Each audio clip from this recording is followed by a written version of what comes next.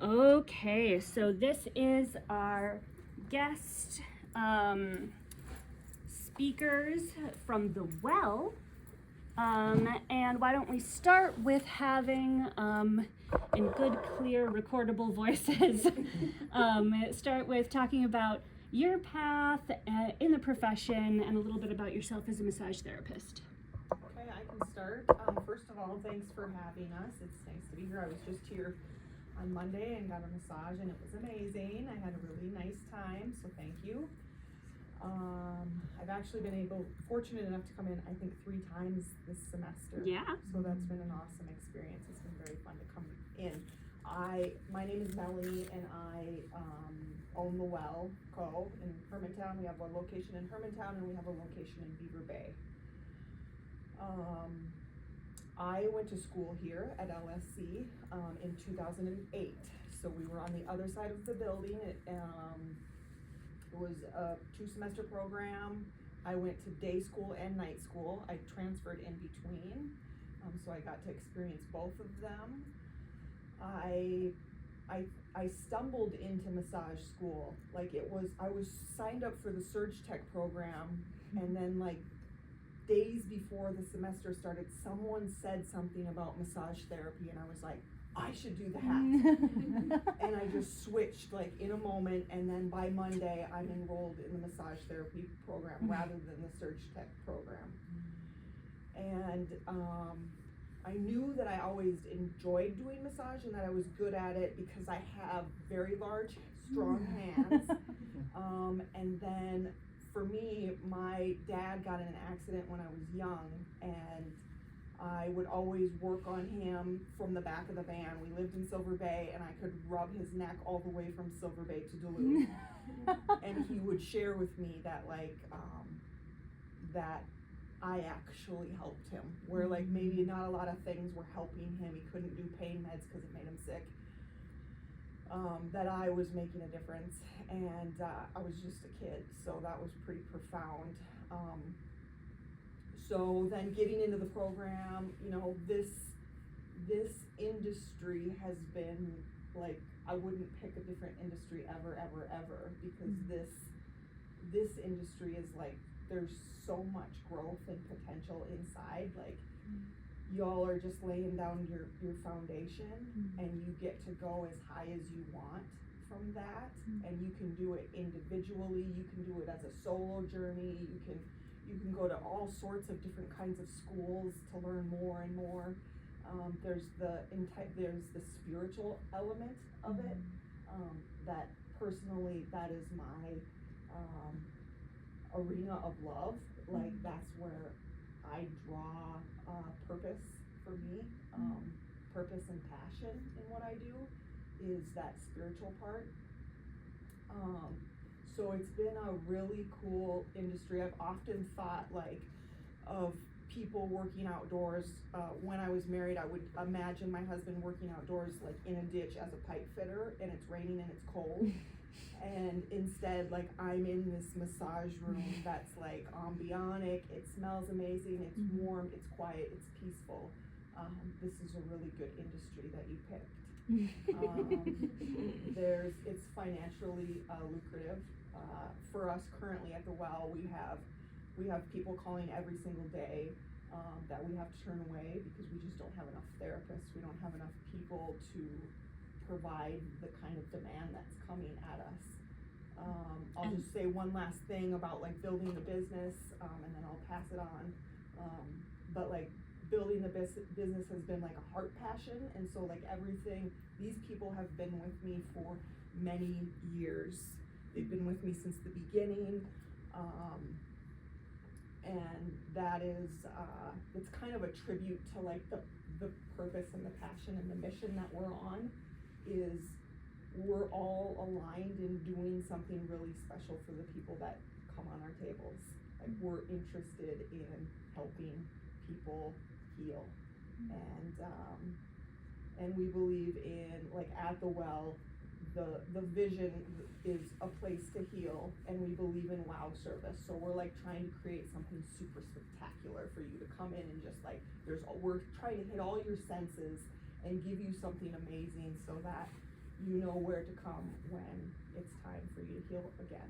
So that has been our mission. We've been doing it for several years now, and we don't intend to stop. Like, there's a passion and there's a force in my heart, and these guys have stayed with me, and if they keep staying with me, we're an army. So we're just like going, and we're trying to make something really special in our community, and so far we're doing it. So thanks for listening. Pass. Good job. Do folks want to go next and talk about it? Come on, you old ones. Come on, you. Alright guys, my name's Mary Easterday. I've been a massage therapist for going on 16 years now. I did not go to school here. I went to school down in Atlanta, Georgia. My initial thought with going into massage was to work with the Atlanta Falcons. So cause I specialize in different tools with massage, so like fire cupping, sports therapy, ashiatsu. I've learned that the more tools you have on your tool belt with massage therapy, the longer you can last, and the more people you can get on your table. You're not just one cookie cutter and lotion spreader. You're actually trying to heal them physically. So I'm more on the medical side. My school was more medical based. It was taught by a chiropractor. So my school was a day class where I went to the program for 7 days. Clinicals were pretty intense, but I graduated like 9 months.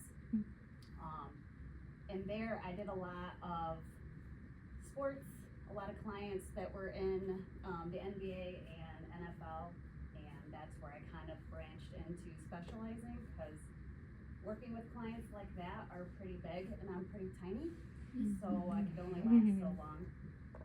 I moved up to Duluth 10 years ago, and since then I have worked everywhere. You name it, I've worked there.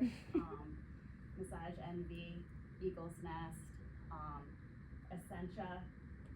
So, and now currently I have my own practice up in Piedmont, up by Big Daddy's, where I do my ashiatsu and fire cupping.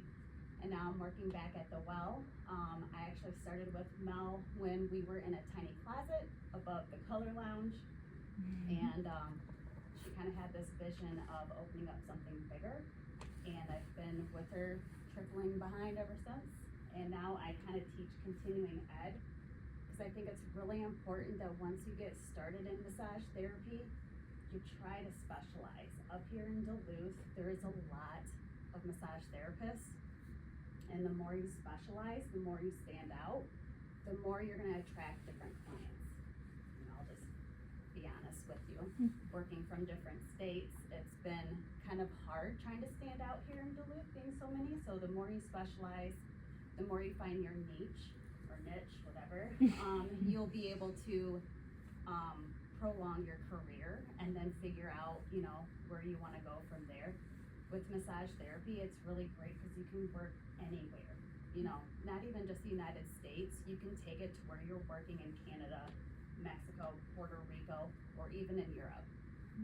Yeah, the United States does regulate massage education to a much higher level than most of the rest of the world. So you may have to translate your documentation, but your education here is very portable. Yeah, so just taking a state license exam like the MBLEX, I'm sure that you'll get educated with that in the program. You'll be able to be licensed in different areas. Minnesota is starting to become more regulated. So as you go out to adventure into the world, I personally suggest getting into something that's licensable in different states. That way you're not just stuck to Minnesota, because right now it's not state regulated where you have to take continuing ed. That makes sense. Where if you go to Wisconsin, I think you have to have a 2-year licensing thing. So just coming from a person who has worked everywhere, continuing on in your career, that would be helpful. Okay. That's pretty much all I've got. I love massage. I love what I do. I hope to continue on doing it for a while until my body decides not to, and that's why I've switched to the ashiatsu, and that's the barefoot massage, because then I can take my career and prolong it another good 15 years.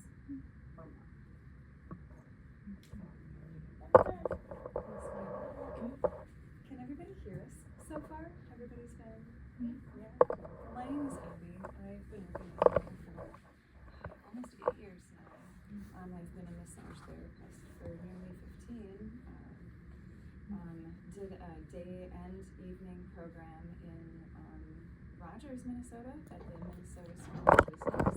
You have such a quiet voice that you bring that closer to you. Massage therapist voice is something that we Yeah. hear about. We talk. Yep. Wellness. Yes. Yes. Use your wellness voice Um, with your long vowel. Or extra. I did a 2-year program specializing in sports and myofascial work. I had a kinesiologist as a teacher and a medical doctor as a teacher and a chiropractor as a teacher. And it was a very intensive program. I have friends that I graduated with who went on to work on cruise ships, who became parents and worked at hospitals. It's a fun career to use full-time or part-time. I'm a mom of 4, so I've been able to keep doing this sustainably and continuously for all of these years, and it still brings me just as much joy now as it did when I first started. I think I originally went into massage by accident. I went to the college looking for a business degree. I already have 2 other degrees along the lines of business, and they said, "You'll be a great massage therapist," and I laughed. And I said, "You can do that, that's a career, that's great." And so here I am 15 years later. It's a fantastic career, meeting all sorts of people, getting to go to all sorts of places. I've worked in hospitals, I've worked in chiropractic offices. I dabbled in doing home care for a bit, providing massage, and it's fun to work for someone else, I think, at this stage in my life. I've enjoyed being a part of the team at the Well. Everybody has their own things that they specialize in. It's fun to see what everybody has chosen to do with theirs. Yeah, it's a fantastic career. I'm now studying herbalism and branching out again, and so that's been really cool to add that to my tool belt. But yeah, I would highly recommend massage. Thank you, Cassie. Yeah. Yeah. I'm Chelsea. Nice to meet all of you. I took this program, I don't know when did I take this program? You were still in the COVID. 2020. Yeah. You were still in We the. couldn't sit by each other, couldn't breathe Were on you each in the other. small COVID It was your groups? first It was year. the first year. Okay. Remember? That's why Yeah. I love it when you get all chaotic. Because Like, there's remember there was that first half year that I taught that was like spring of 2020, Yeah. and no, then I there had was you. the full year. I had you the full year. Yeah, You and okay. Teresa. Yep. So 2020 to 2021. Yeah, it was awesome time. COVID, all the things. So we didn't get to work on a lot of people. Mhm. We only got to work on so many people. I had first went to massage therapy school in 2008 in Bemidji, Minnesota. Almost graduated the program, got in a horrible car accident, blew out all my discs in my lower back. And I took a hiatus from it and went into mental health and that road, working with children, foster care, PCA. Got extremely burnt out. Went and had a massage at the Well, and I was like, "Hi, Mary," and I was like, "Why am I not doing this with my life? This is what I went to school for." So I reached out to Mel, and she had just bought Beaver Bay Spot, and with Minnesota's regulations, she's like, "You can start working up there if you want." And I was like, "Shut up." So I got back in the program because I thought I probably forgot everything. I did not. But it was so cool because everything Cassie would teach, I got a chance to like use it, and I had Mel there directing me and helping me, and really get such an awesome sense. And the best advice I can give for a massage therapist is go to as many therapists as you possibly can and see how it feels on your body, because that's what you're going to be able to, you're going to know when somebody's back behind your arm, ow, or you're going to know if they got their thumbs in your glute, piriformis, oh my god, maybe just thumbs, not an elbow. You'll like be like, "Oh, that's too much," but that feels good, but too much, and then you'll just know better. So I manage Beaver Bay now. Love my little spot up there. I have grown a very good clientele with the close-knit community up there. and it's given me a chance to kind of really dive deep into why I love massage. I've wanted to be a massage therapist since I was like 12. Just very passionate and very nerdy about the body and how it heals itself, and how massage is just so vital. Like, it should be taught in like elementary school. Like, it's so vital. So I had an opportunity a couple years ago to start my own thing, and Mel's been really supportive of that, and I've gotten to dibble dabble, so I still offer everything, the wow service of the well and everything, but I'm able to kind of, what do you say, like, just kind of like try different things, like Mary said, incorporate tools and different modalities and take continuing ed classes, and I have such a great clientele, and it's so much fun to like, can I try this out on you? I work with all these great people, and we do the same thing. It's like, you want to jump on my table and we can like just mess around a little bit, and it's so much fun. This program has been amazing. I'm a single mom of 4 kids, and I love it. I work way more than I thought I was gonna. I thought I was gonna be like, when I started, I was going up to Beaver Bay for 1 hour massage a week. And I was like, that's okay, it pays for my gas. It's fine. It's good, I'm getting to do what I love. And it's like exploded where I am booked out into almost February now. So it's all about how much you love it and how much you wanna like keep going with it. And yes, absolutely, I got him into the program because I told him, you can put it in your back pocket. You go be a lawyer, go do whatever you want, but you always have that if you want to just take a hiatus from being a lawyer and go live in Bali and be a massage therapist on the beach. Like, do it. Not a lawyer. No, he's not. He's totally not. But So don't ask me any legal questions. but that's always there for you. So I'm really excited for all of you. This is such an amazing program to get out, and it just like, it really deep, I mean, like, the more passion you have, the more like you find out about it, and if you have a fun team to work with or fun person, you can just like keep growing and evolving, and it's amazing. So I wish you guys all luck, and if you ever just want to come, tell me you're in the program. I like to give all students 1 hour massage free, just so you can, there you go. So you get a taste of what I do. So always reach out. I'd be happy to, like, if you have questions or anything like that. So, yeah, that's me. Take it. Good job. My name's Joshua. I graduated from the night program here last year. I've been working at the well throughout up in Beaver Bay while I was in school. So like Chelsea said, that was pretty nice being able to use what I learned in class up there with like the small community we have, and that was really nice. Things I'd recommend for getting ready for after school, I think it's pretty easy to get into work with this schooling done.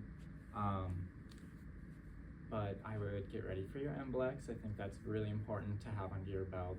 There's a lot of therapists in the Duluth area and just in Minnesota general that don't have their MBLEX, and that's just going to be another piece of paper that's going to show that you know your stuff. I would also recommend doing continuing ed like very quickly, keeping up. Next semester you're going to get an anatomy book. I suggest keeping that. I look back on it weekly. I'm always using it. Same with your massage therapist handbook to pathology. I'd keep that book. Very important, very useful.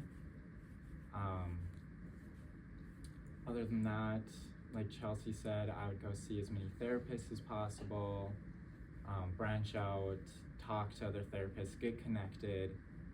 In the community, you're gonna learn so much from the people around you, and then that could get you a better idea of maybe something you want to specialize in.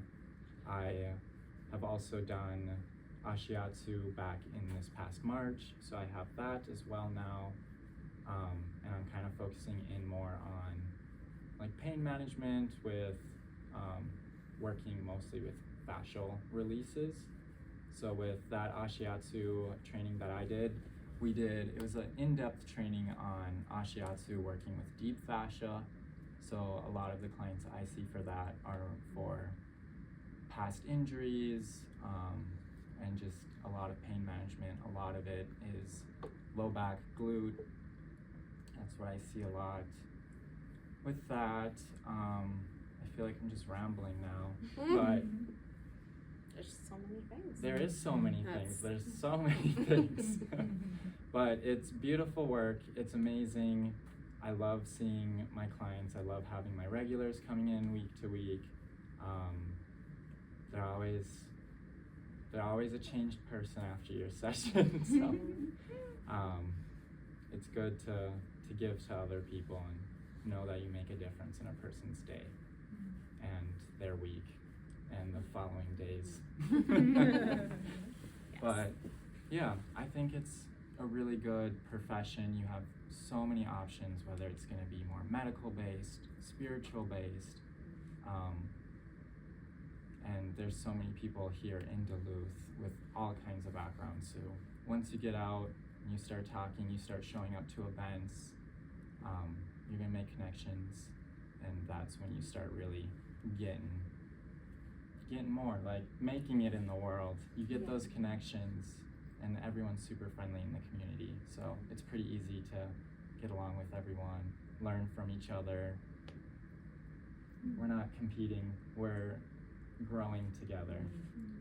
Always students. You're always students in massage therapy. And it's Yeah, so much for fun. sure. It's so much fun. And just because you finish school doesn't mean you have to stop studying. Keep doing it, it's really fun. Yeah, I would say that I probably, give or take, I probably do about 10 hours of continuing education a year. That will depend. Like sometimes there'll be a longer one where I'll do more that year.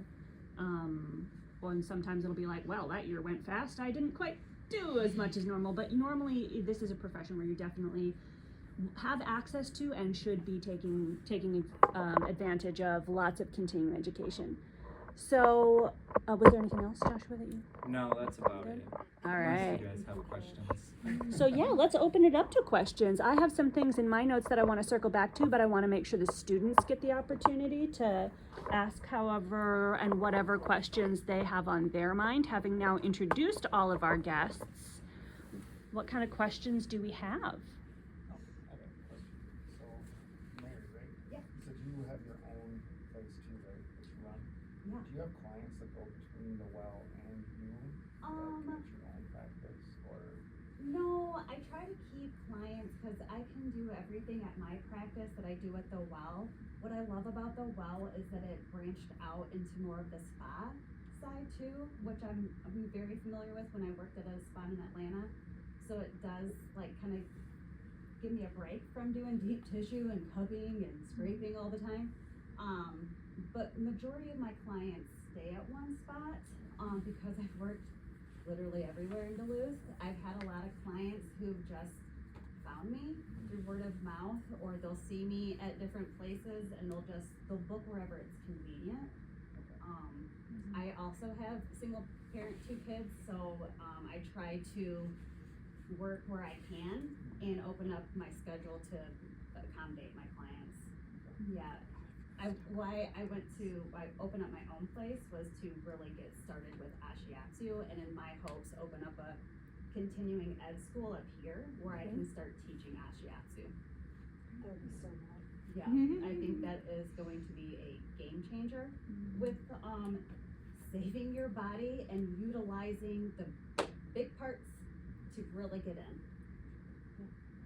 Actually, I was just gonna ask about the Ashiatsu. You enjoy doing it? How long have you been doing that for? I've been doing Ashi now for 3 years, and I love it. I wish that we would have reversed the schooling and taught us how to use our feet and then kind of incorporate our hands a little bit more, just because like I said, you've got some big muscles here where it takes a little time to get that left foot, which, you know, to me is my dumb foot, my dumb side, that takes a second. But, it's a workout, you know, I'm really working out my thighs, my glutes, my abs, and I'm not hanging on the bars, so I'm really like saving my upper body. And then, same with the school that, Josh went to, there's a strap that's now involved where you can lean and get more sideline to where you're not hanging on the bars. And 3 years later, I have been very much transitioning all of my clients to where I was ripping, doing deep tissue. I was trained in trigger point therapy or NMT, neuromuscular therapy, where after a while, I'm exhausted after 6-8 hours of massage because I was in it. I'm going to school for it. Yeah. Shiatsu in a couple months, so. Yep, I would recommend it. There is, the gal I went to school with, down in Chicago, she opened up her own school and she is very much into sports. She works with all the hockey teams down there, and she teaches basics, and I think she's gonna start teaching, cause there's 5 different levels. So my next class, and it's gonna be my final class, is the Ashi Thai, where I'm doing Thai massage, but I'm not getting really up into, I don't know if you've ever experienced a Thai massage. They're really using their body and getting very close to the client. That's not my thing. So with Ashi Thai, I'm using my legs and I'm creating more space, and I'm using the big body parts to stretch them and pull them. Cause again, I'm tiny, and there's a lot of tall people up here that I'm used to in Atlanta. So I've had to be smart and work smarter, not harder. So like your teacher is saying, or Josh was saying, as soon as you get out of school, find something that you just like, oh, that looks neat, whether it's fire cupping, facial cupping, sound bowls, ashiatsu, travel and take the class. Even if it's just basics 1, and then come to the well, we've got bars, you know, where you can start really getting into them.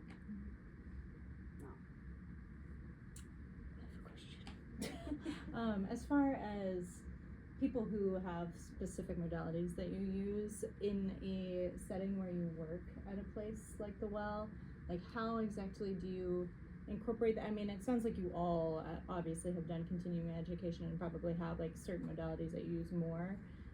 As far as like, how do you incorporate it in when you might have someone coming in that's like, oh, I have this chronic pain. Yeah, I don't know. Does that make sense in a question? Okay. Yeah. Yeah. The more you listen to your client, like you'll just kind of like beep, beep, beep, and you'll Yeah. pinpoint what you need to do versus it's like, oh, you kind of need scraping done on the Achilles or plantar fasciitis. If I get I can't do cupping, hot stones, that's cute, but if I really want to be effective, I might go into scraping. Sure. Or they're having a lot of headaches, you know, you're not going to be doing ashi on the glutes and legs. You might do, you know, cupping where you get into the facial tiny cupping and you're working the lymphatic system. Sure. I guess after years of doing it, the more you know about your client and the little tools that you have in your tool belt, you'll be able to like just pick what a construction worker would do, you know? Yeah. So that's why I was saying the more tools, I mean, even if it's silly, there is somebody out there that's gonna want it. Yeah. And guess what? You can do it. Yeah, And then you can absolutely. market it. For sure. And I think like maybe a specific modality, like in my instance, I'm very interested in like John Barnes myofascial release. And so like that's really the reason I personally took school. So came to school. And so I think like the thing that not necessarily makes me nervous, but like makes me intrigued by starting at a brick and mortar that already exists is like having that specialty and how you would necessarily like navigate that, like being specialized in something So like like that. as you have clients coming in, you would just like working at a place, depending on where it is, you might get more clients that are coming there just for like the relaxation portion Sure. of it. Yeah. But no matter where you are, you're going to get clients that are coming in for pain, Yeah. anything like that. So during your intake would be the time where you could talk about it. Sure. Talk about like what you would do during the session for like the myofascial. You can talk about it because a big part of our job is educating our clients as well. Right. And that's basically just updating them on The new- what we're going to be doing, how it's going to be affecting their body, things that they can start to feel during the session, and things that they could possibly feel throughout the following days or hours Right. after the session. Yeah. Um, And what's cool about Mel is that she advertises on social media, which is another good thing of social media now, is that you can create your own little free page. Yeah. She'll put it out there to let the public know Yeah. what you do in particular. Right, sure. So with Abby, Mm-hmm. Mel will post like ear candling. Mm. I don't do that. Yeah. So people know who to go see. Yeah. You know, and it's still on our website where when people go, they can go, oh, this person does exactly what I want. I think I'll be better suited for her. And so like with you, she would just say, hey, you know, guess what? This new student does Mm-hmm. this specialized type of myofascial release, Yeah. which is different. Right. You know. Cool. So like Yeah. Josh is saying, the more you educate just individual sessions and then getting with your brick and mortar boss, Yeah. she's amazing. That's why Ashiatsu has gotten to be more known, and now we're starting to do facial cupping. So more people are being like, oh, Yeah. I didn't know what that is. And to just Yeah. touch on that real quick. Like, so we have the big funnel coming in, like Mhm. people are Yeah. finding the well, right? We've created a brand, people are coming, so there's a large funnel. But like within the funnel, then I'm not coming up with, let's do Ashiatsu. These guys went out and got their education Right. because they wanted to. And then it's my job and my privilege and my honor to get behind them and say, what do we need to do to get you guys on the road? And then I do everything that I can to support them, get them the equipment that they need, get them set up, and then do my best to market for them. Yeah. So, Cool. so it's exciting to have people bring other things in Yeah. that maybe, you know, I'm not thinking of these things. Yeah. People are going out and getting them because that's what they want to do, Right. and I get to support it. Yeah. Yeah. Very cool. And I'm trying to keep my mouth shut because you guys hear my voice all the time. But I want I want to highlight a couple of things and relate it back to things that have been said, whether or not they were captured in the brains the first time they were said. Yes, your employer should have some marketing that they do. You'll have your bio that you can put things in. You can say, I do myofascial release, I do Ashiatsu, and your employer should be promoting that. It's in their best interest to promote that as well. But oh shoot, now I'm gonna lose track here. But to what Mary said about like you need to get to know your client. Do you remember when we had that little moment when we were introducing the intake interview? And we talked about get the history. It's not just the left shoulder focus. Why is the left shoulder the focus? Get the history of it.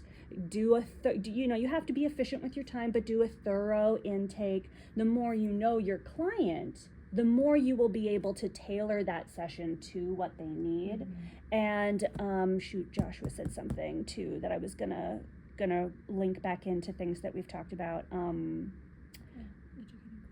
Educating clients, yeah. So really, to answer your question, you meet your client. Do you remember earlier in the semester when you learned about hot packs, hydrotherapy and hot and cold therapy? And somebody asked me, can I use that on our clients that are coming in, right? And I said, like, oh yes, skill unlocked, pa-ting. Like you can use anything you know. That's the way it is in real life. You can use anything you know. So I might have a client where I might say, knowing this client with this intake, I've worked with this client before, sounds like because I don't do Ashiatsu, I do plain old vanilla Shiatsu. I know, it's on my list. Cute. I know. Oh. So maybe this client might need some shiatsu. This client, I'm like, okay, this is sounding like some craniosacral therapy is in our future. Like, oh, for these symptoms, like I have a client who I see every week. She's got a chronic inflammatory condition and she's just recovering from COVID, and it was harsh because of her underlying medical. She had a rough ride with COVID. And so we just did we incorporated just a little bit of lymphatic around the head and neck and respiratory centers. Not enough to make her feel gross again, just enough to help start cleaning things out. So the more you learn, and the more there's not going to be, unless you have a modality, say like hot stone, where maybe that employer physically doesn't have a hot stone kit in their business, or physically doesn't have ashiatsu bars in their business. Unless they don't have the tools to support it, the vast majority of employers are gonna not have a problem with Yeah. you utilizing any skill that you have, if that was part of your concern. Yeah. Okay, sorry, I'll shut up again. I guess it's Oh no. so for that then, like with hydro and like cryotherapy and all the stuff we've done, Yeah. like marketing ourselves, we can't say we're like certified in that, but we have to do more schooling. I mean, yeah, we know how to do it. Okay, but yeah, okay, I think I get how the, would that- I get the gist of your program. There are some, or your question. There are some things that we have in the program that are an intro to, and there are some things that are the full enchilada, right? So for example, prenatal massage, when you graduate, fully certified in prenatal massage, no problem. Hot packs and hydrotherapy are a standard of the profession. Pretty much anything that you learned in adjunctive therapies are things that I would expect any massage therapist to know. So hot packs or contrast therapy, chair massage, aromatherapy, that it's not that having that certification sets you apart in a marketable way, it's that not knowing how to do that takes away, like that sets you apart in a bad way. So any of the things in adjunctive therapies, the class you've already taken, those are kind of standards of the profession where you would be expected to know how to do that. Whether or not it was a big part of what your employer was all about would be its own thing, because everywhere has their own flavor. But more when you talk about certifications of like, I'm certified to do something, you will have a class next semester called specialty sessions. The vast majority of the things there, you will be able to say, I am fully certified in hot stone, I am certified in prenatal, I am, that kind of stuff. Many of those, however, you would really consider that class a basic level certification. So for example, the lymphatic that we teach, or a great example is the reflexology we teach. You can go on way down the rabbit hole and get a whole, like practically full body reflexology high level certification. What we teach is an intro basic reflexology upgrade, where it's like, this is 15 to 30 minutes of an add-on to a relaxation session of a basic reflexology. So you will not be a reflexologist, but you will be capable of providing a reflexology relaxation upgrade, right? So that one's more of an intro. And as you go through those different units, you'll be able to see, like we are giving you the basics on some of it, where you have stuff you can use, but just depending on the unit would be, and even all of them, even say the prenatal unit, like you would be fully safe, 100% okay to work on prenatal, postnatal stuff, but could you go and dive even deeper down the rabbit hole on prenatal and become a doula? There is such a thing as birthing massage, totally.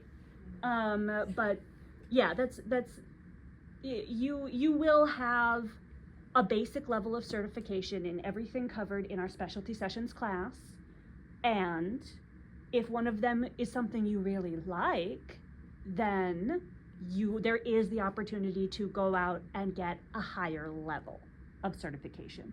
So for example, we don't have any licensing agreements at Lake Superior College for, say, our lymphatic stuff. So we do not technically teach on-brand hashtag trademarked lymphatic drainage. We teach off-brand lymphatic facilitation, which is still really yummy and effective.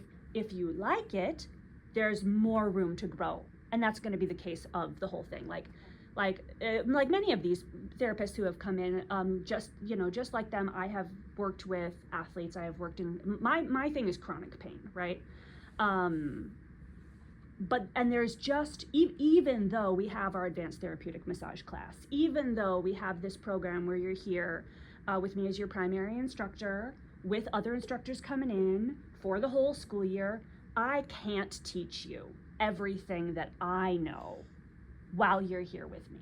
There's just no time, So when you fully launch, just like Mary and Joshua and everybody is saying, like the beautiful thing about massage as a profession is that you should and you get to do all this great continuing education to really build who you are. Yeah, Ella, go ahead. Okay, with the continued education, it sounds expensive, like I definitely, It's not. want to more Not than expensive. It's not. Not Okay. expensive. It just depends on what it is, but I don't think like anything is like overly expensive. It can be if you're doing travel. So like if you live in Duluth, I'll be honest, there's not a lot of continuing ed There's classes not. up here. And so unfortunately, you will have to travel to Minneapolis, Chicago like I have, or Colorado like Josh has. But it's worth it because you get to turn it into a trip, and then once you get out on your own, it's all a tax write-off. So the more you invest into yourself and just in life in general, the more you invest into yourself health-wise, spiritual-wise, mental-wise, the more you're gonna get out of it. You know, so what's $200 right now to an extra 5 years down the road, where that's like what? More than $200? So it's just like, the more you invest, and it's just like health-wise, you know, like you're gonna have to start physically getting a little bit more active, getting more sleep, eating correctly. All of that plays in a factor when we're trying to heal other people. You gotta heal yourself. So I do have one thing on that also, from the flip side, as been practicing for 16, 17 years, I have never done one continuing education class. And I reckon I'm a master at my craft, right? But mine comes like instinctual, from within. But I would love to, that's great, but it hasn't been my journey. So it doesn't necessarily have to be every single person's journey. Will you benefit? Absolutely. Can you be really amazing and only find from within? In my experience, I have. You've also gone out and received a lot of massages from a lot of different people. So I think that also helps with adding on to your tool belt, you know? It's not like you're stealing different tricks, you're just like, that feels really stinking good, you know? I bet that would feel really stinking good to somebody else. So like, even though you're not taking continuing ed, you kinda are by going out and experiencing other different people. So it's a different type of continuing ed. If that makes sense. I think Brooke, I think Brooke was first, sorry, then you'll be next. Okay, I mean, I just have two questions with that. So like, let's say you did work for someone and you were wanting to do like continuing education and had to leave somewhere. Are they pretty, I mean, I guess you guys said you've worked like a lot of places. Were they pretty good at like just letting you leave? They should be, heck yeah, they should be. Okay. They're They not should be working at somewhere excited that for they're you like- wanting to Okay. Yeah. better yourself as a therapist and their business by bringing in something new that's going to attract. I've never had a problem with Okay. anybody Yeah. that And I've worked then for. my Yeah. second question, you said you had your own business too. Yes, Do you ma'am. get, is it like a pretty equal amount of clients from the well or your own business, or do you get more I'm than just, other? I'm insanely busy.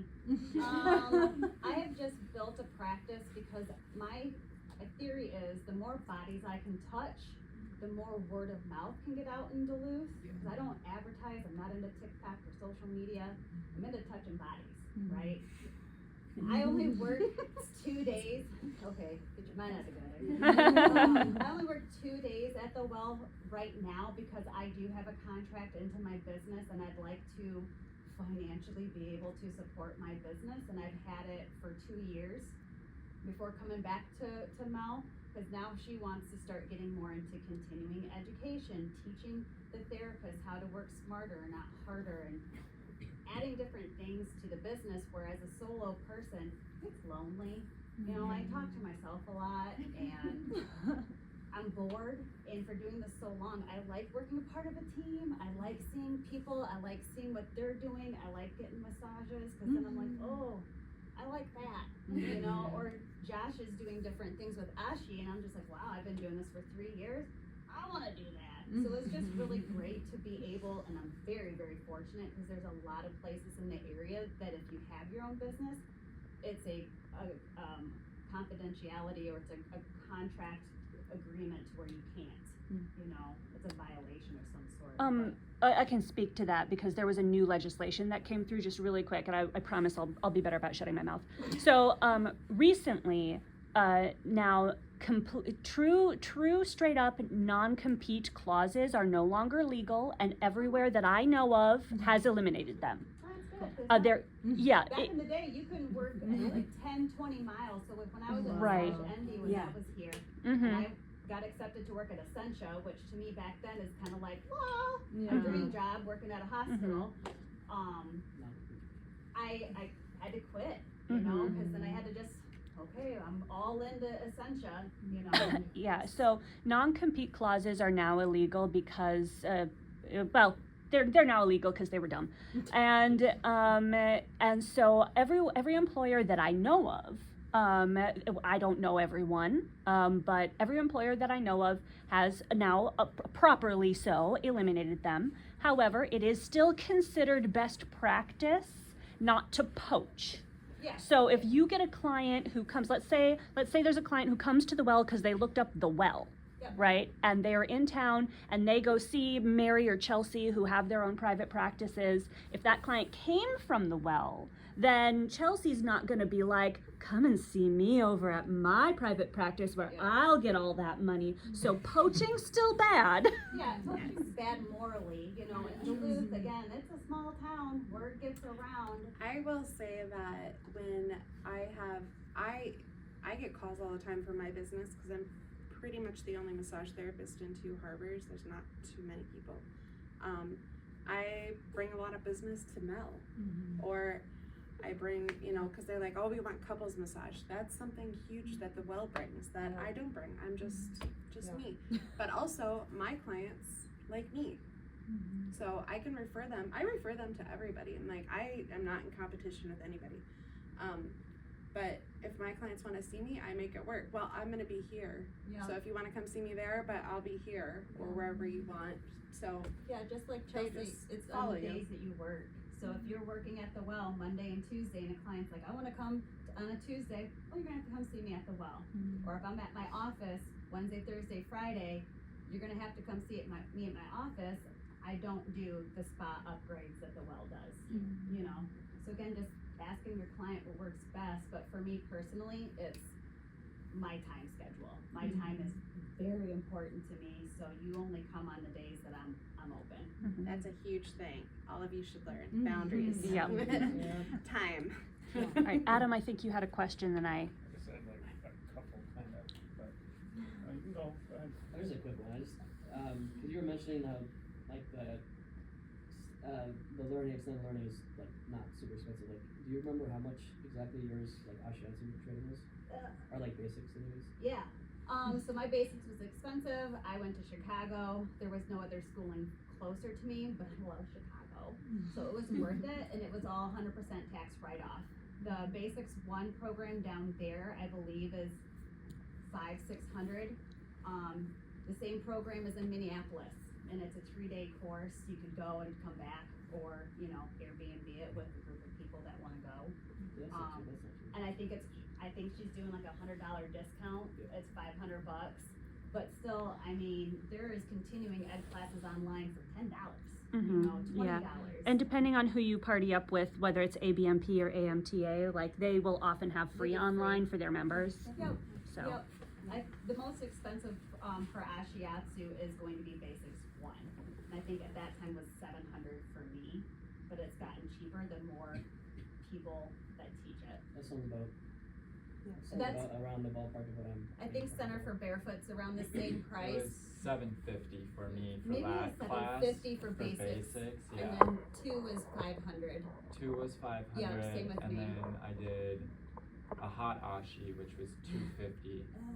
So yeah, It's my beautiful. sweaty. my Ashi Thai in June in Madison is going to be $500, and then Advance is $500. I think I paid $750 for that. Yeah. I want to say that sounds I think I heard right. about It's this been, one, yeah. I think it is $750. I just remember paying more because I had to stay in Chicago. Yeah, my mom's company's right enough. She's paying for it. So. And for for when I got Ashiatsu for the first time, I'm not big into like guy massages for some reason. I just feel like the flow's not there, or I don't know what. But when I got an Ashi by a guy, their foot, it was and I'm tiny. I was like, this is gonna be so bad. It was the best thing in my entire life. So like for men, like get into the Ashi, get into sports, do that's gonna open up just a flood of possibilities. Okay, I guess I kind of have the two questions, I guess. So the clients typically like follow the therapist kind of where they go, right? So how do you keep your records between like two places? Like you keep the clients, is there like one record like you have to have the so same- we'll talk about this next semester. So because of HIPAA, client records are HIPAA protected, and you usually you can't take your client records unless you have some kind of agreement or independent contractorship ahead of time. The records are the businesses to protect, and they cannot just give out client records. In my experience, every time you move, you lose more people than you would have liked, but some do find you. I would say that my biggest thing that's helped me, because I was old school and did paperwork. Paperwork's great. You have a paper trail. Invest into a schedule booking system. Get the cheapest one, and you can have all that information there. So for me, I have Massage Book for my own business. For Mel, she uses Mango Mint. So that's two different platforms, and that has been like a game changer with keeping things separate. So even if you both had massage work, like kind of how like Essential has like that My Health, whatever thing. Yep. Like if you both have massage work and you both were running separate things, you still wouldn't be able to transfer client info between. You would just have them locations? fill out another whole information. It's two different businesses that's what I would do. Even if it's gonna be the same, at least I've got paperwork here and paperwork there. Duplicate information in Yep. multiple places. Yep, and a lot of times that stuff doesn't change. And then I guess the other thing was like, so like you're in charge of doing like all of the social media stuff and all this other stuff. Do you get are there other like deals you have with like other businesses in town? Like I know how like Ray's Marathon, like this stuff. I work at the Sheridan right now, and I know that sometimes they've had like chair massage like event things going on there or whatever too, or just like I guess do you try to make deals with other businesses to kind of build up, like you already set up a second location or anything, like are you still trying to expand in ways, or like what are you I know, but like where are you trying to expand to, like what is like just a general business plan that you have for the well right now for the next year or two? Yeah, well, what is it? Thanks for asking. I would like to know that question. So like with the like chair massage and things like that, what I've discovered is that we're far too busy. Like I can't pull any therapists from the floor to go out and do anything. Yeah, We're just too busy. the large local employers ain't got time. None of their therapists have time. If you want to do chair massage, unfortunately, I have accidentally become the chair massage organizer in the Duluth area because everyone calls here first asking for free chair massage for students, which I can't accommodate because I'm not going to cancel your classes to go do every employee appreciation event. And then you get on my gig list when you graduate, and I email all you guys and be like, all right, here's the contact information. You have fun. Yeah. So, and also you only usually get like a 1% return on cold. Yeah. Sorry, I guess shut I my was mouth. wondering more like what, So- plans for expansion. Yeah, the vision for the well is, so we have all these different modalities, right? And our vision is a place to heal. So we wanna create, right now we're in Gordy's in Hermantown, and we're grateful to be there, but it's slightly clunky. You know, we have, our wood-fired sauna outside that seats 10, so like the cold immersion, the hot therapy, the massage practice, there's so much inside of it. Like the vision is that we would have a one cohesive place. We would still have our Beaver Bay because we love our little nest in the woods, right? And that's where I grew up, so that's why that's there. But like for this community, like, it would be a beautiful thing, to have one cohesive area, where we have the sauna, we have the cold plunging, we have Abigail makes tea from the ground up. She's an herbalist. She has been sniffing these teas and creating these things since the beginning of the well, right? I say, I wanna taste this. She creates something just like magic. And so we market all that, like all of our stuff, our body products, everything is Duluth made. And like, we thought of these recipes and we said, we want frankincense, we want lavender, and then it's made here, right? So there's like layers of integrity within our company, so like getting that cohesiveness, right, and growing it into something where we can serve that tea and that coffee like on the front end of our place, and you can come in and have an entire experience. So it's a wow experience, right? So you come in, you get your foot soaked, you have your neck pack, like those are the things that happen now, and you drink her tea, and those are the things that happen now. But the vision would be, can we have it in a cohesive place that you can have a whole aligned experience? And then like with Mary, how do we, because within those layers is like, we have some heavy hitters for massage therapists under our roof. Like, it's a big honor to have these guys, like, their work is profound. And they've been doing it for a long time and they know what they're doing. So, to like breed that, and Mary's a really good teacher, and she's hungry, so she's out there educating, and I wanna get massages like how I do it. and so she's turning I love around, that. and she's, you know, the vision is that we can create, and we've started to create some continuing education within our system. So like, how do we breed the best within us, you know? And then it's my job, like, I'm a therapist also, so I have the mindset of like, I wanted my lifestyle to be a certain way as a therapist, and so how do I replicate that for them? So that's where there's like a lot of freedom and empowerment and autonomy for people to build their own stuff, because I have kept that value for myself, so I wanted single mothers, like, to run their own schedule. So like, people get to create their lifestyle under our roof, and that's been a huge plus. Very huge. Having that flexibility in massage therapy at a brick and mortar where you can kind of pick and choose, or like have an emergency and not be penalized. I don't know if you can find that anywhere else besides the well. You know, to have a flexibility of four kids and living in Beaver Bay and 2 harbors, you know. On drive.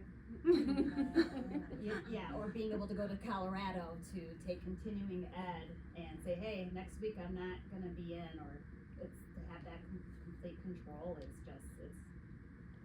mind blowing. So yeah, we wanna make something really beautiful for our community, and we wanna be really good at it. I wanna live it and breathe it all the way down to right into the tea leaves. It'd be super amazing if we could replicate that in multiple places too, you know?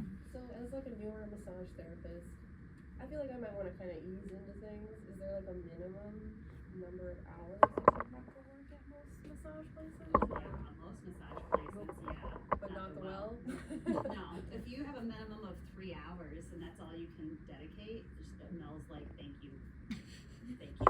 You know, if you can do more, you can do more. Other places, I think there is a minimum. Yeah. Places, yeah, they want you to commit to like hourly or a day or an evening.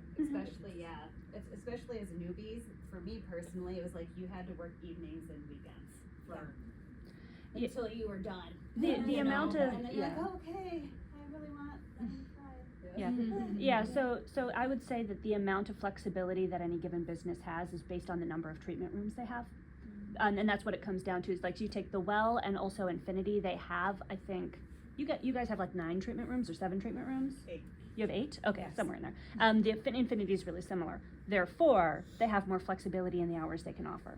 Versus you have someplace like, Essentia only has 1 room. Essentia has 1 room, Eagle's Nest only has 4 rooms, the other places, the fewer rooms they have, the more they have to be like, okay, I have this person working from here to here, which means that from here to here is what's open, and I need someone who can fill that space so that I can pay the rent to work from there to there, you know. Or they, and a lot of places do, like, they'll have like a weekend requirement, like you have to work X number of hours on a weekend or X number of weekend shifts per month or per pay period.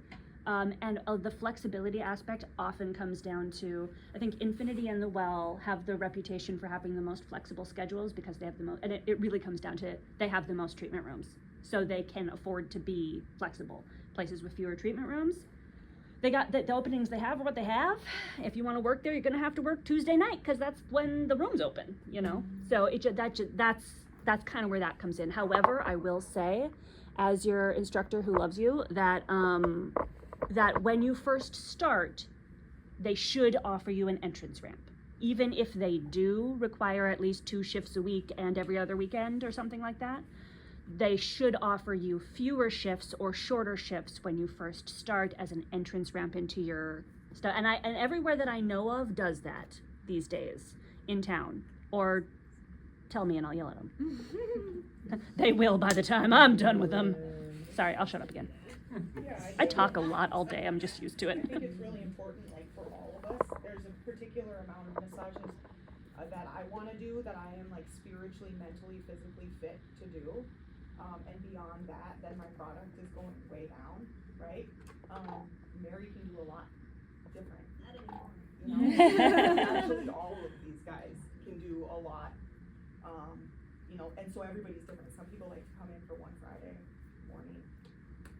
And I'm grateful for that. We do need weekends and evenings. Money's that too. If you're looking Yeah. for money and you're money hungry, evenings and weekends are where it's at. Mm-hmm. Especially with tips, you know. Yeah. Because us massage therapists wanna jump on your butts. Yeah, Brooke. Is it called the MBX? MBLEX. Yeah, we'll talk more about that next semester, but yes. And that's not the only one. No, there's also the NCB or the MBLEX are both licensing certification exams.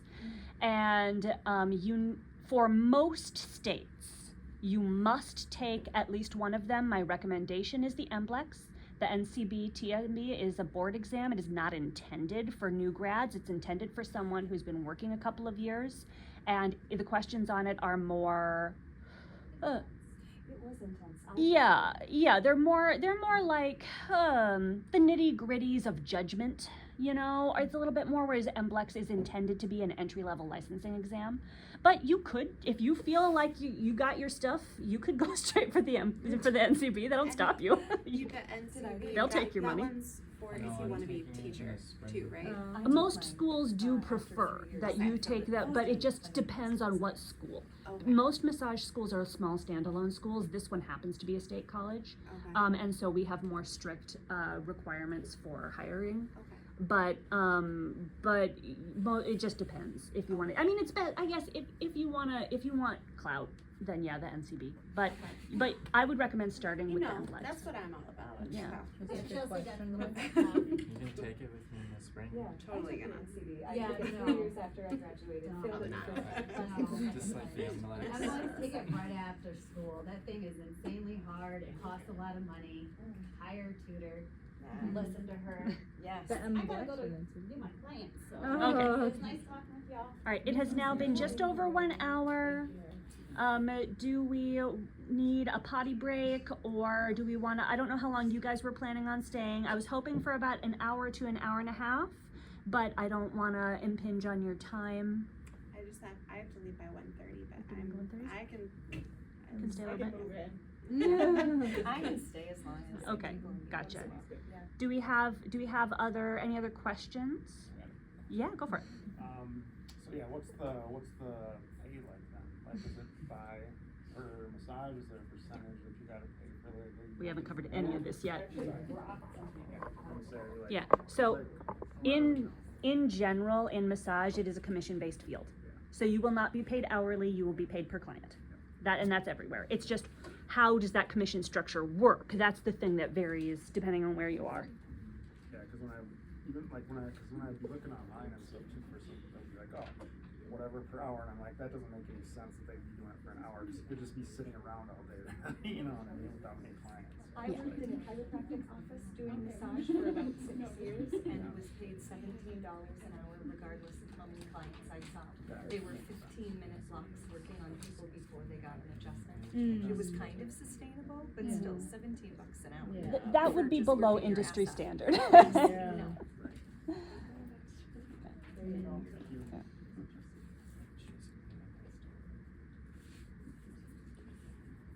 Yeah, okay, so usually it is, the vast majority of places are gonna be commission or commission plus a little baby hourly, sometimes, usually in franchises is where you see that.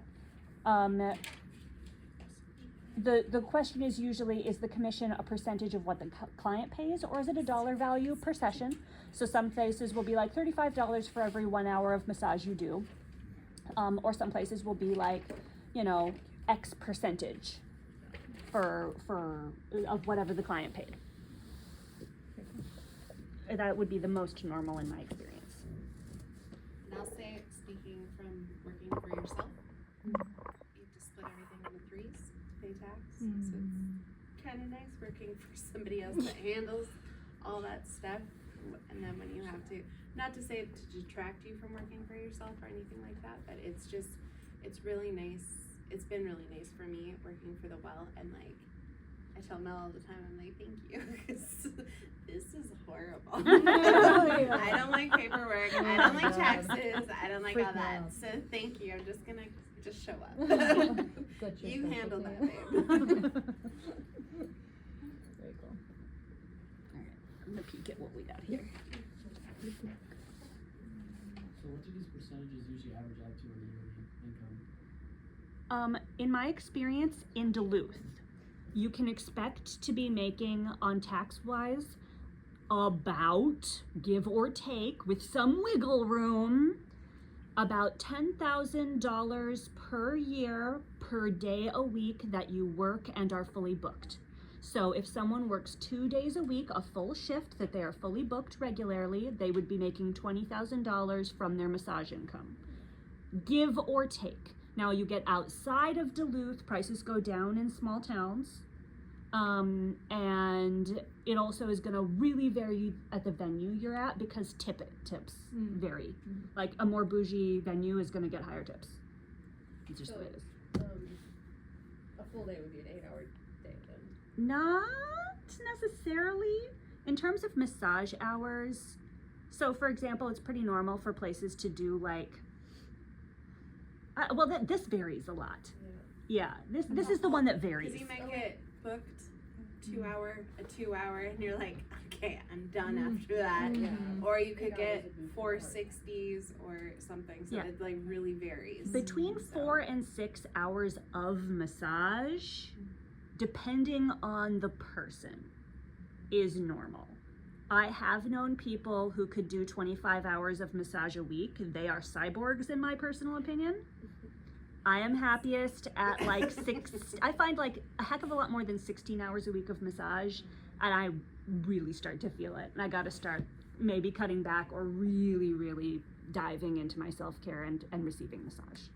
But that's what's gonna be different. But I will say the prices should match so that if you're doing that 4 or 5 hours of massage a day and you are fully booked and you are working regularly, then it averages out to about $10,000 a year in the Duluth area, is what I've seen. And I'm gonna kind of just touch base on what you said, like, is that an 8-hour day?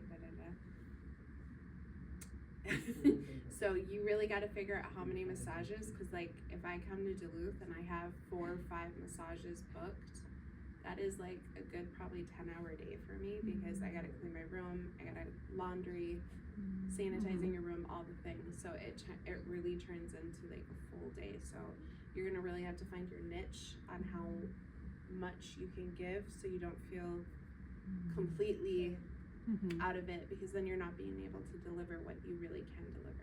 So but just kind of keep that in mind, like it's not a 8 to 10 hour 4-hour day. It's like it's really on how you're gonna be feeling. So A Like- lot of people do choose like a 6-hour dropping 3 or 4 60s is a full day. Okay. In general. Yeah. And we're Yeah. blessed to have 30-minute blocks between all of our sessions built Mhm. in. Not everybody has spaces Yeah. like that.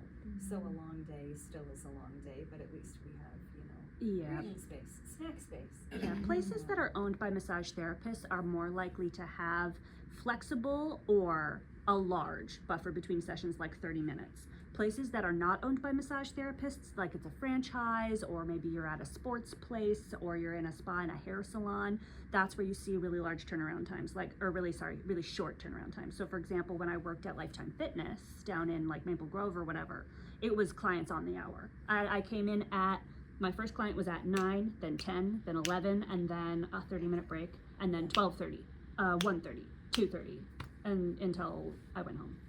Yeah. It's like you're not, and they're not advertising 60-minute massages. They're advertising 60-minute appointments, and that's a difference. All right. Yeah. So good. So horrible. Sarcastic. That was sarcastic. It's not good. Don't do that. Okay. I have a question. Yeah. What makes the WOW different from other businesses here in Duluth? So that question for the recording was, what makes the Well different than other places in Duluth?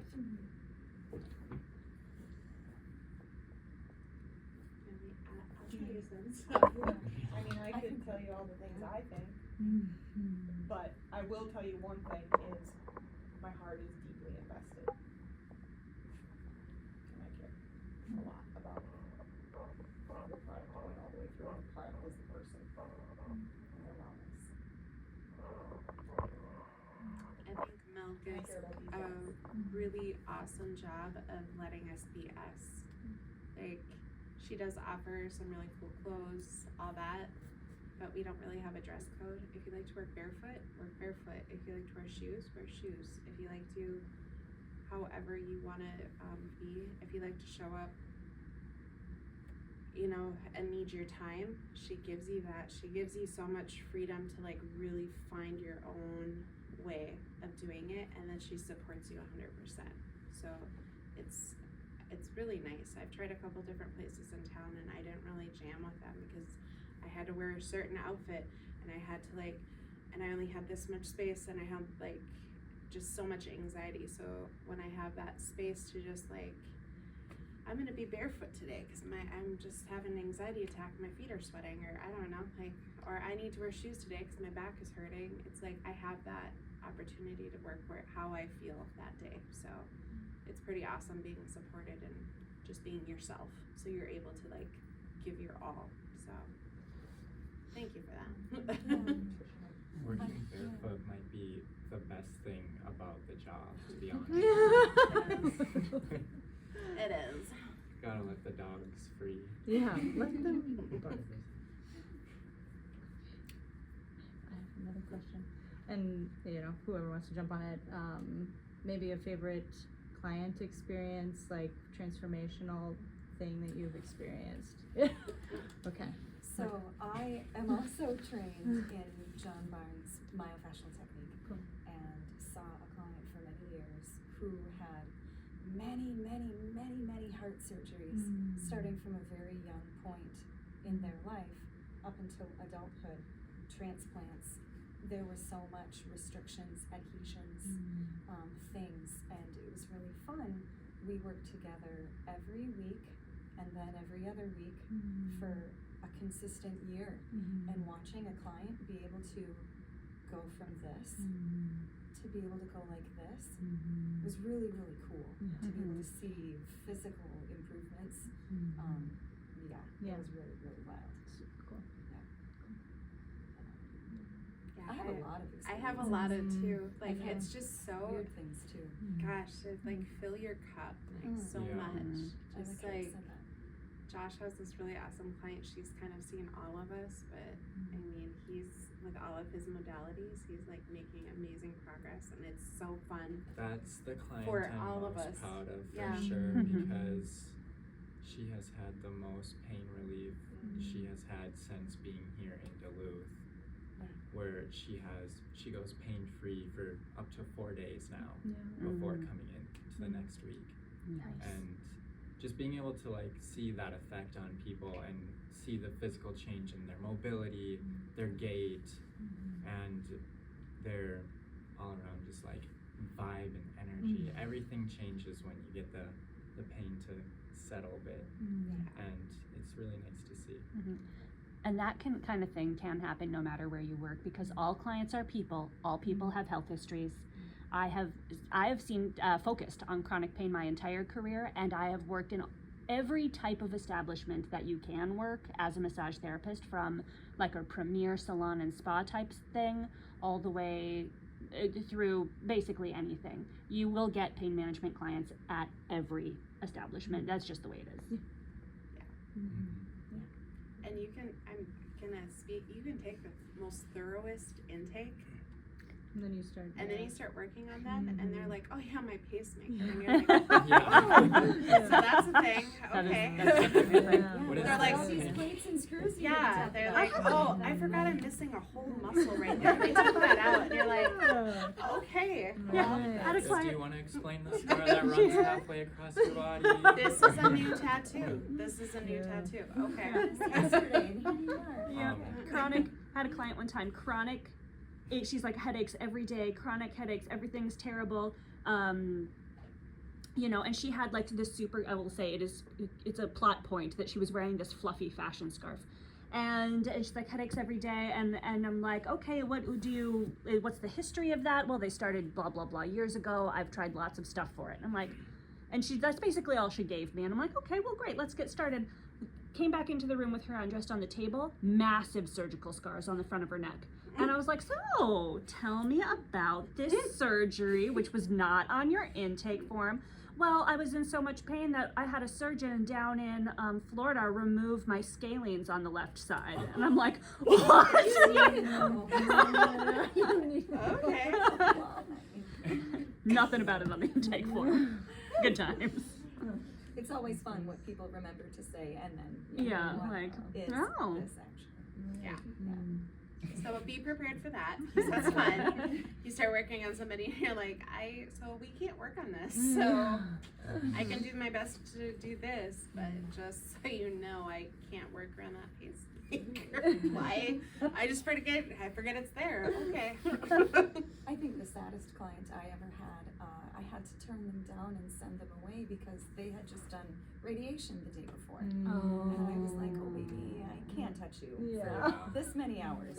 So I'm so sorry. Yeah. They were really disappointed, but I mean, Yeah. it is what it is. Yeah, and with that being said, like, never be scared to talk about things like that with your client. Like, you have to. Yeah. Like, don't, just because they didn't bring it up to you doesn't mean you shouldn't be bringing it up in the middle of the session. Because at that point, it's not about the session anymore. It's about figuring out what this is and whether we're going to be in a spot where we should be taking a contraindication or a caution. And we want to make sure, as a therapist, you're on top of that. Yeah, massage therapists, I will say, one thing that I hope that you leave this program with is the understanding that you need to be on top of your assessment skills. Because massage therapists, unlike the physical therapy assistants and our neighbors in our neighboring clinical program, unlike a nurse, unlike so many different people, we typically work alone. You and your client are the only ones in the room. You are the one responsible for screening for contraindications. You are the one responsible for making that treatment plan. And so you can't diagnose anything, but your assessment skills and hunting for those red flags does need to be on point for your client's health and safety. And if you're not sure about something and you think it is something that is a contraindication, you can tell them, sorry, we can't continue today. Please get this checked by a physician, a doctor. Yeah. And to come back once they know. You should Don't all be afraid to feel it advocate for within your yourself as a gut. therapist. I worked on a gentleman every single day for a month. Could not get pain relief. I finally got the tissues loosened up around his neck. Something did not feel right. I stopped touching him immediately. I made him go and get in. They actually got him in for an MRI right away. his vertebrae was broken and was about 2 millimeters from severing his whole spinal cord. I don't know how I worked on him that long and did not kill him. Well, Yeah. But I mean but that's what I'm saying. Just like if you feel something is wrong, listen to yourself. Don't just keep going with it. So. And I do want to throw in really quick as somebody, so one of the side gigs that I have done is to be the, either do legal consultation for lawyers who are potentially looking at suing a massage therapist for malpractice, and also be an expert witness in criminal cases involving massage therapy. And in this case, Chelsea was right on. She would not have a case against her because people come in for chronic pain all the time, and we can't be omniscient. It's just not possible. Now, probably what was happening is that tissue was locked down around that injury so hard that without doing something really weird, she was probably not going to sever his spinal cord. But as soon as she found something was structurally weird, she's like, wait, now we got to release and something is not right. Then she referred him in. That was perfect. That was just chef's kiss. Good I job. learned from the best. Oh, thank you.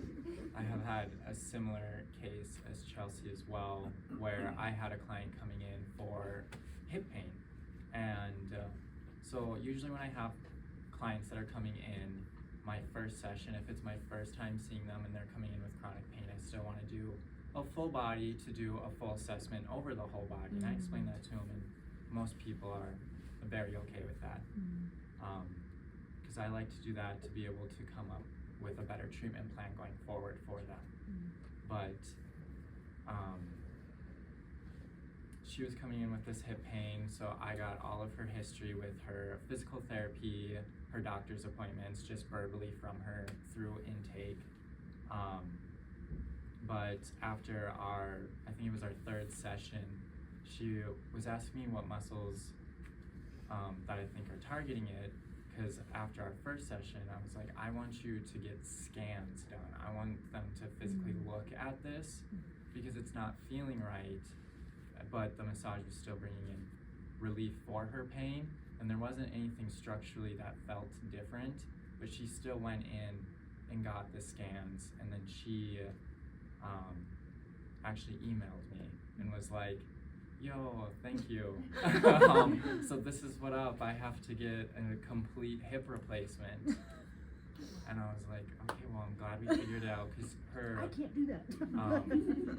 like second session, I even told her, I was like, I think you should see a different physical therapist, because what they were having her do, I was like, how are you feeling after that? Like, make sure you know how they're feeling. So with like regular clients week to week, I want to make sure like the first thing is how they're feeling after our last treatment. Like, how'd you feel for like the couple hours right after? How'd you feel the next day? How'd you feel sleeping? How'd you feel going about like a normal day? And getting that in to see how well the treatment worked for them. And with her physical therapy, she's like, it just makes it worse, honestly. I'm like, see someone else. It's okay to fire someone that's not doing it for you, basically. And yeah, she was super grateful that like she came in, saw me.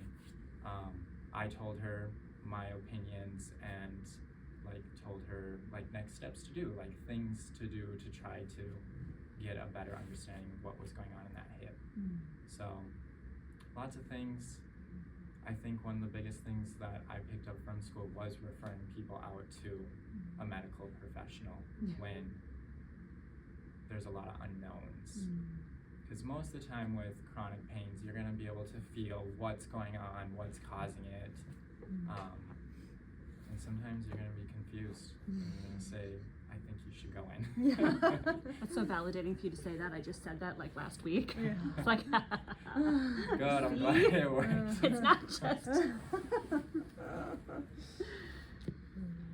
All right, so it is just about 1:30. I know that we were cruising towards about an hour and a half. I want to give a chance for any last minute questions or statements from our guests, and I want to get a chance because I know all the love in the world to our very approachable and wonderful massage therapists that I adore coming in and speaking to us, no matter who it is and how personable they are. there are always people who have questions and things to say after they leave, and I want to make sure we have room for that in class as well.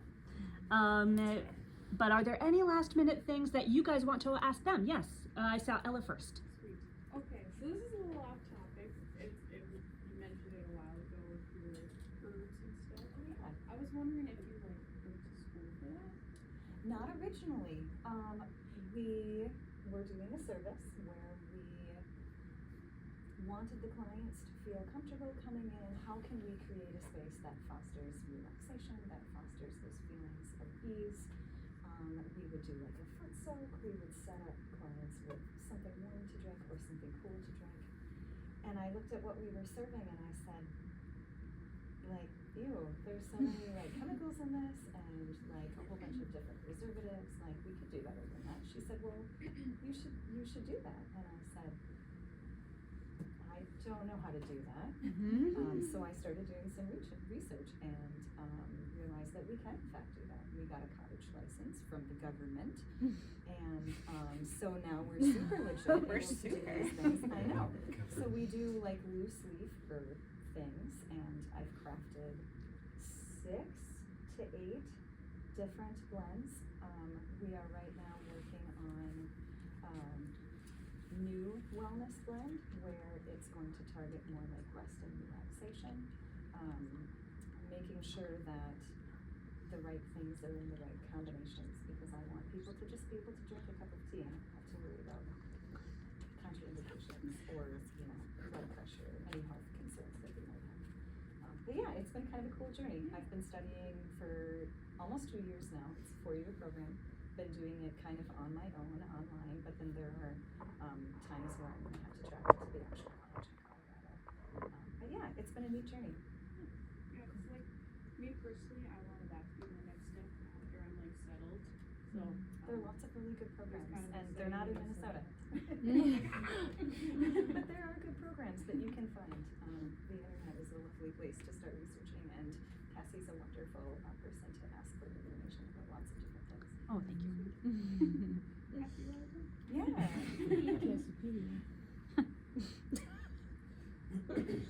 All right, I think Brooke, you had your hand up as well. last one, I think. So, how long did it like take for you guys, I guess, to really build up your clientele, like be really solid? Because me personally, I want to do my own business, but I'm renting out a space with a bunch of different people.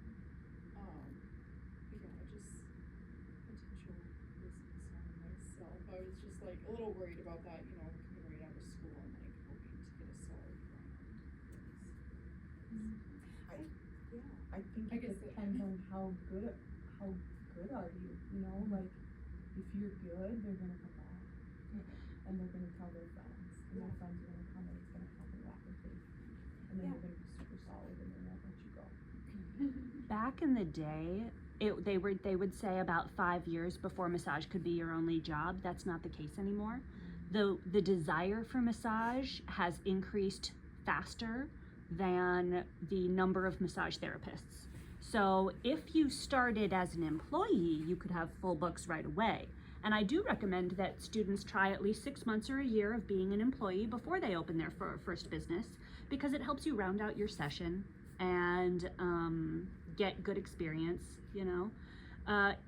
Starting a new business, it depends on how savvy you are, how findable you are, and yes, how well you can get return clientele, because that's where the money is the return clients. But we will talk about that in the business class next semester. Yeah. I would say most people that I hear from these days, because all of my peers have been massage therapists for 10 years or more, most people I hear from these days can make the leap within a year or 2, I would say.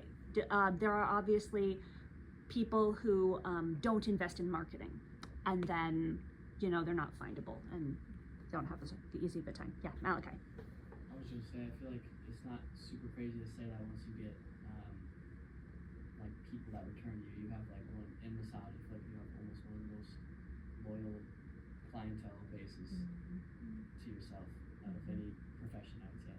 Yeah, once you help somebody It's like they and they can- trust you, Yeah. yeah. Yeah. Serious, that's what it is, too, Yeah. building As long as trust. you keep that Yeah. respect and that trust, Mhm. then Yeah, stay we have a professionally really consistent weird, for life pretty much. yeah.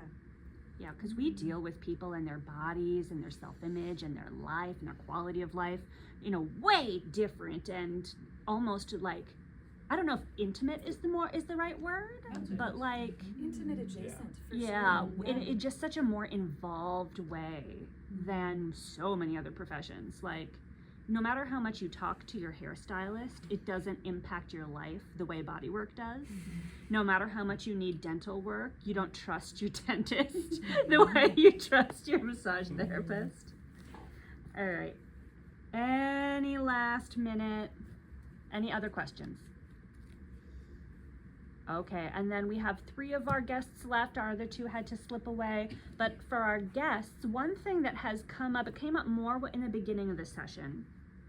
But if you had to have, I know for a lot of people, burnout prevention is a big worry because massage therapy is a physical field and it's it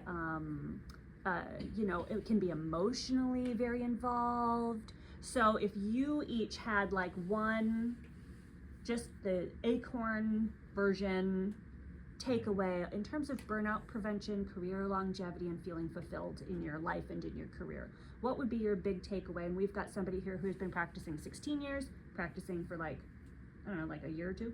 Yeah, 2. And I missed it. You said 14 years. Okay, yeah. Just a baby. So like, what's your biggest takeaway if you had to distill it down? Josh, do you wanna start? I'd say during session on the job to not get physical burnout would be to keep learning, adjusting, assessing, and changing. So what I mean by that is your techniques. Every body that's going to be on your table is going to be different. There's not going to be 2 bodies the same.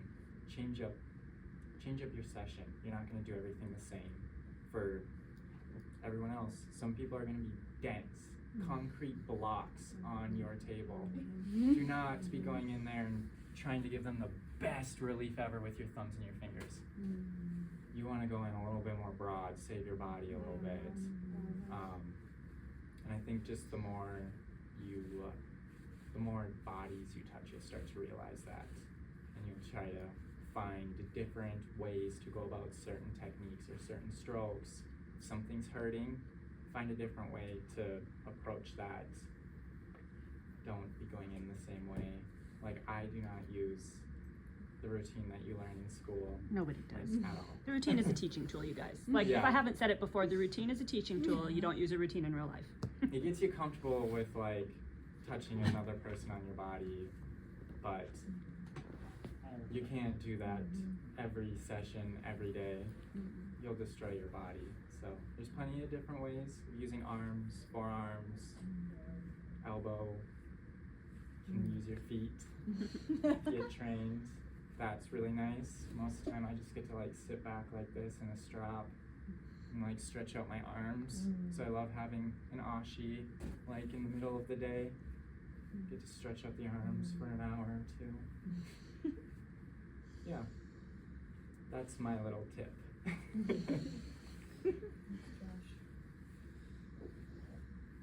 I think my recommendations would be pretty similar. Use your body effectively, take care of your body, and learn a lot of different techniques to utilize. Because if you're only using your hands and your thumbs, you're gonna die. You have elbows, you have feet. If you're tyrannosaurusing on your clients all day, that's not gonna be effective. One of my modalities I was trained in was Thai, and that was really helpful to me. Feeling like I'm doing yoga while I'm working on people, paying attention to body mechanics, filling my purse with snacks. It has been really, really helpful to me because when you've got 5 minutes in between clients, you're not gonna be able to see 6 clients a day if they're all on your books if you don't have cheese sticks and trail mix and a protein shake and like a cup of coffee sitting somewhere. Like, self-care, make sure that you're sleeping, make sure that you're getting good mental health care in between all of your things that you're doing, pouring into other people all day, every day. It's a beautiful thing to do, but making sure that it's sustainable is really, really good. So those are my big things I think. Self-care, snacks, body mechanics. Yep. Exactly. So mine would definitely be body mechanics, like a big stance. I'm always in a big stance, and I'm always doing yoga, and I'm always broading. I use a lot of this, and if I'm starting to get into this, even this many years in, I'm like, you gonna get hurt, girl. So get out of there, get out Yeah. of there. And I come back to it. Now I can see with my elbow, I can see with my forearm, and it's all, you know, body mechanics is huge. And then like they touched on like the mental health part, you know, like me staying mentally, spiritually fit so that I can keep pouring out to you. And then one other part would be like receiving massage. And so as a therapist, Yes. I built in the system of the well is that if you're working like a dog, you're gonna get you earn massages. So each month there's a list of people that are earning a free massage, and so they're getting on somebody else's table. You know, a lot of them are earning 90-minute massages every month, and that's built in so that you remember, because as soon as you get face down and you start receiving, you're like, oh yeah, this is what I'm giving away. I am giving away something really special, and it's a big gift, and you just like turn on that light of like remembering why we're doing what we're doing. You need to receive massage to be a massage therapist long term. Like, you just do. And if you can trade massage, then you can also learn at the same time. It's the best. Then yeah, so I'm just gonna take a minute. It sounds like from all of our guests, we've heard a lot about do be a stickler with your body mechanics. Yes. Do make sure that your needs are met. We talked about that in our injury prevention course. You need, just like if you were to care for a child, you have to get up, you have to pack their snack, make sure they have their water bottle, get them going on time, make sure you have your quality time with them, and you have to care for their needs and make sure their needs are met even when you don't feel like it. So when you're caring for yourself, regardless of your feelings of motivation, you have to make sure your snacks are set in your purse, you're getting the sleep you need, and you need to take care of your physical body. We heard a lot about the role of continuing education and learning new skills and learning from other therapists in not burning out today. That was a reoccurring theme that I think is absolutely consistent with my experience. And yeah, good stuff. All right, I'm gonna go ahead and kick them out so we can talk about them behind their back. This is your last chance to ask anything. Oh, wait, okay, Ella, one more. Do you guys use like thumb tools, like thumb savers and other tools? Do you use them? I use them often. I do a lot of reflexology. I have a lot of clients who come in for plantar fasciitis. And so I have a couple really good stainless steel tools to just really not be my thumb. Yeah, maybe a weird question, but like, are they good, like, so for like, not going into like continuing education stuff, but are there like really good, like, I don't know, YouTube channels or something to like Yes. watch, to like, that are actually good, I guess, you know?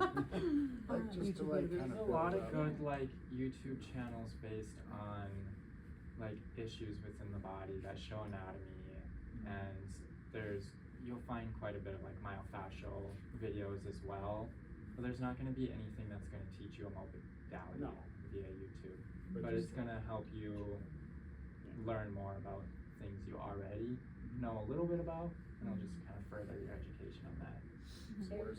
Eric Dalton does Oh, he myofascial does. stuff. He does. has He actually has a lots of weekly videos. thing. I always get his emails and I don't always watch them because I'm busy, but But there are a couple good people in the career field, and maybe you have more names to recommend. But I know that there are a few that I watched a few episodes on YouTube and thought, I'm not gonna watch this again. But that was cute that you did that YouTube channel. yeah. Good job, guys. So by the time that you graduate, hopefully you'll have a little bit of an eye for what seems like BS.